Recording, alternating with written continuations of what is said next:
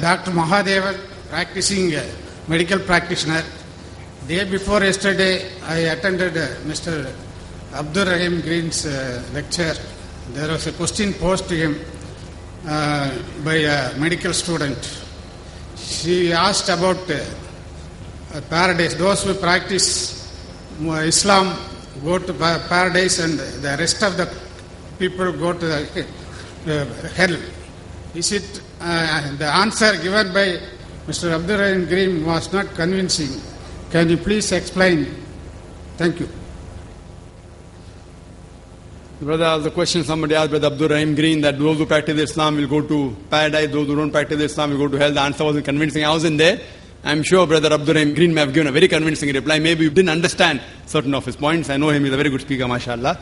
But regarding the reply that will Muslim go to Jannah and non-Muslim go to hell, brother, the requirement go to Jannah is given in Surah Al-Asr, chapter number 103, verse number 1 to 3. It says, "Wal as inna al-insana fi khusr illa allazina amanu wa amilu salihati wa tawasaw bil haqqi wa tawasaw bis sabr." By the token of time, man is very in a state of loss, except those who have faith, those who have righteous deed, those who exhort people to truth, that is to dawah, and those who exhort people to patience and perseverance. The requirement for any human being to go to Jannah is 4 things. Iman, faith, what I discussed, pillars of Iman, righteous deed, exhorting people to truth, and exhorting people to patience and perseverance. If any one of these 4 is missing, under normal circumstances, you shall not go to Jannah. Only by calling yourself Abdullah, Muhammad, Sultan, Zakir will not take you to Jannah. Just by saying I am a Muslim, you will not go to Jannah. I said in my talk, Allah says in Surah Ankabut, chapter 29, verse number 2, just by saying you believe, just by saying I am a Mu'min, I am a Muslim, do you think you will go to Jannah? Allah will surely test you. So just by saying I am a Muslim, you will not go to Jannah. A person who practices Islam, Islam comes from the root word salam, which means peace. It also means submitting a will to God. A person who submits his will to God is called a Muslim. So a person who follows the religion or submitting his will to Almighty God is a Muslim. So anyone who submits his will to Almighty God, whatever his name may be, he will go to Jannah. So criteria to go to Jannah is having Iman. In all the pillars I mentioned, Almighty God is there. You have messengers about the hereafter, about his books, etc. Doing righteous deed and submitting a will to Almighty God. If you submit your will to Almighty God, in Arabic it is called as religion of Islam. But it doesn't mean that if you live in Pakistan or live in Saudi Arabia, you go to Jannah. No. All the people in Saudi Arabia, all in Pakistan, Allah alone knows whether they go to Jannah or not. The person who go to paradise, brother, is one who obeys the commandment of Almighty God. The person who obeys the commandment of Almighty God, and I discussed many in my talk, if you obey these commandments of Almighty God, just by name, calling yourself Muslim or Muhammad or Abdullah, that will not take you to Jannah. It is not compulsory to change your name. The name, Green, is not a Muslim name. So that doesn't mean you won't go to Jannah. We prayed to him that may the brother, inshallah, no, he has reverted. He was a Christian. So the name will not take you to Jannah, your deeds will take you.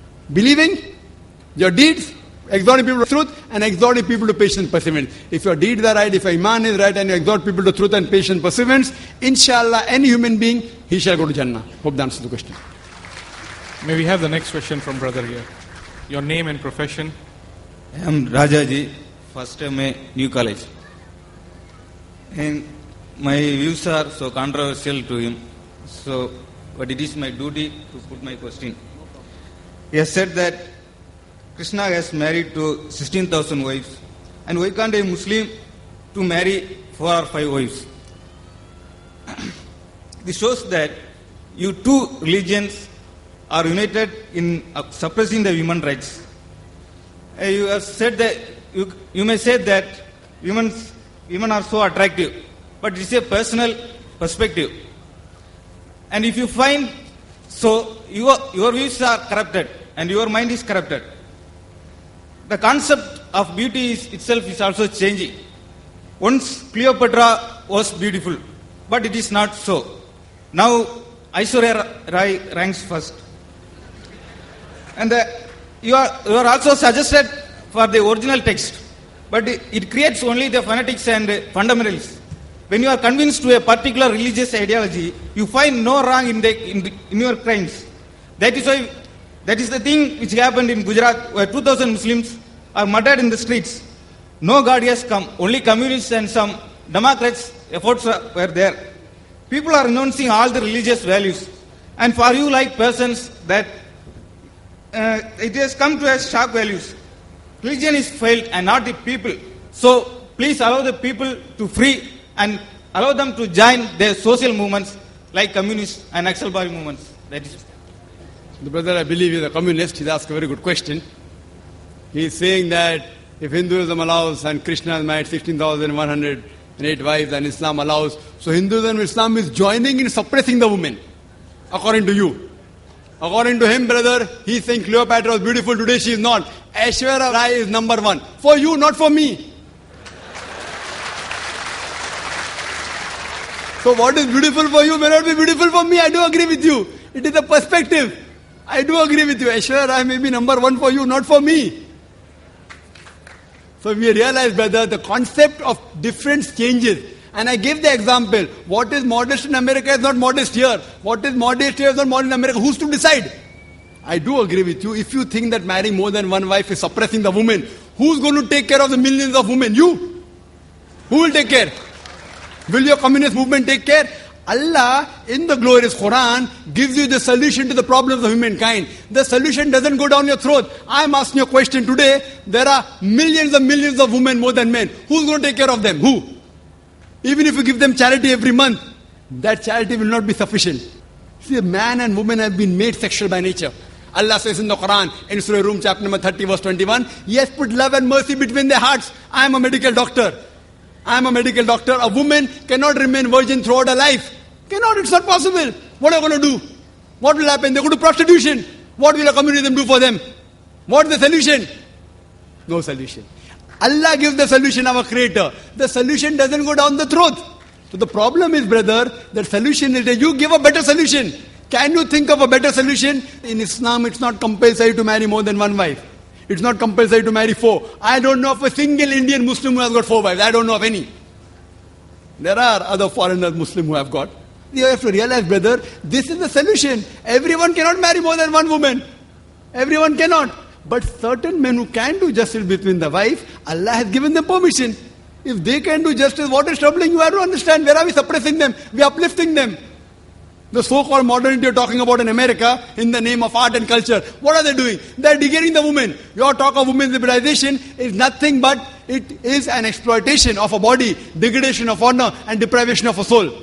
The Western society claiming to uplift the woman have actually degraded her to a concubine, to a mistresses and society butterflies which are hidden behind the colorful skin of art and culture. In the name of art and culture, Aishwarya Rai. What is that? Modeling. Is it right? So the problem is, brother, you have to put your thinking right is important. We don't want to sell our daughters. We don't want to sell our mothers. If you want, you can do it. And the famous ad I'm told, which I gave the example last time, of the BMW. Someone told me, very famous ad. You know BMW car? It's a very famous car. Youngsters go in competition with Mercedes. In the ad, there's a woman standing in a bikini in front of that. Test driver now. Who, the girl or the car? What are you doing? In the name of communism, in the name of uplifting the women, you're selling your daughters, you're selling your mothers. We Muslims don't want to do it. We don't want to do it.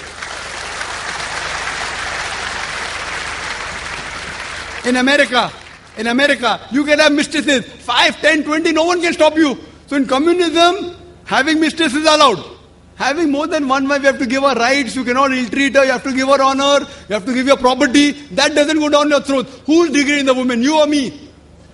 You know, in America, one of the most advanced countries, these Americans who talk about that Islam degrades the woman, do you know, out of those people accepting Islam, today Islam is the fastest growing religion. Out of those people accepting Islam, 2/3 of the people are women. If Islam degrades the woman, then why are the American women accepting Islam? Why are the American men accepting Islam? Who forced Dr. Abu Amna Bilal to accept Islam? Who forced Brother Abdul Rahim Green to accept Islam? Who?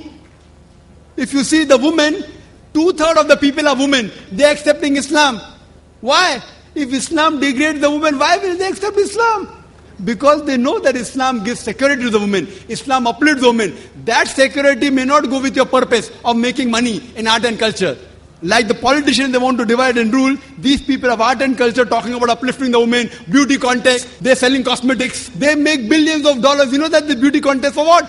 In the name of beauty contest, they're making billions of dollars. So just because they want to make billions of dollars, many of them want to go and see. So if you realize, brother, we don't believe in exhibiting of women in front of public. We respect them, we love them, and we revere them. We do not degrade them.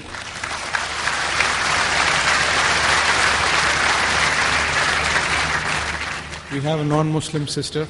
Yeah. The answer that you gave me, your logic and statistics made me think for a while. But I still have a point to be cleared. Probably, at a previous point of time, in those days, men had to go to the battlefield. The only source of income for a family was through men. But now times are changing, and probably in the future, times will still more change, and women might go to the battlefield, and right now women are going for jobs, and probably the mortality rate for women might increase too. At that point of time, is it okay to modify and say that there can be just one wife for a man? After all, religion is for mortal creatures like us and not for God. Sister, that's a very good question. At that time in wars, maybe men were dying more, and I agree with her. Now the times of wars have changed. But even today, sister, in the wars, more men are dying.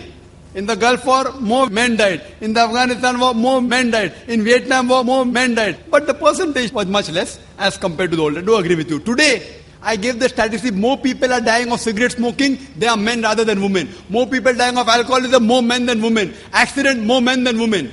I do agree with you that now women started going to the battlefield. And in America, when I was there in USA, just a few years back, they started a women section. Women going, and the big section of women joining the military. Do you know the President of America at that time? It was Bill Clinton, I think Bill Clinton. He had to apologize in the parliament. 96 women were raped by the superior. He had to apologize in the parliament.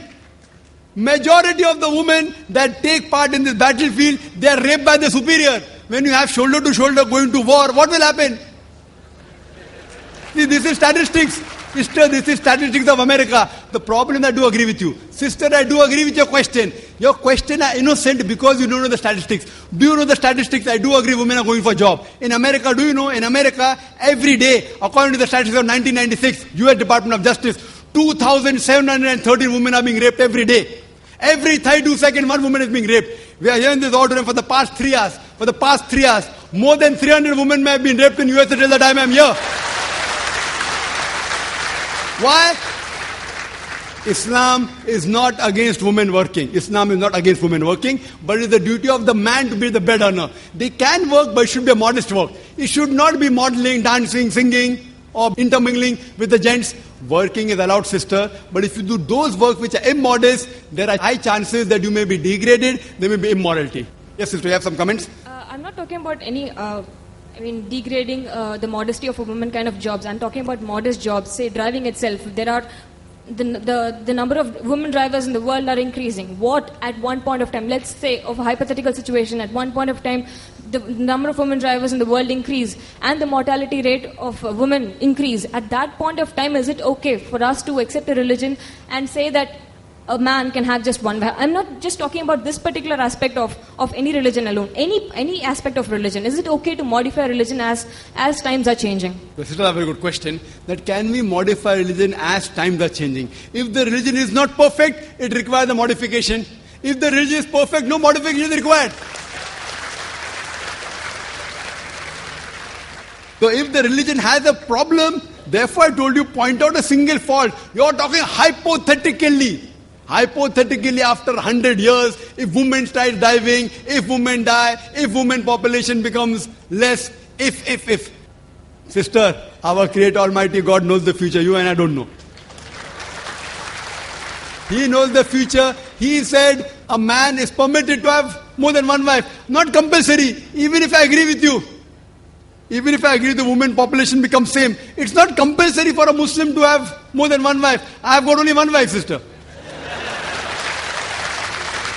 I have got one wife only, and I'm satisfied with her. I don't intend marrying more.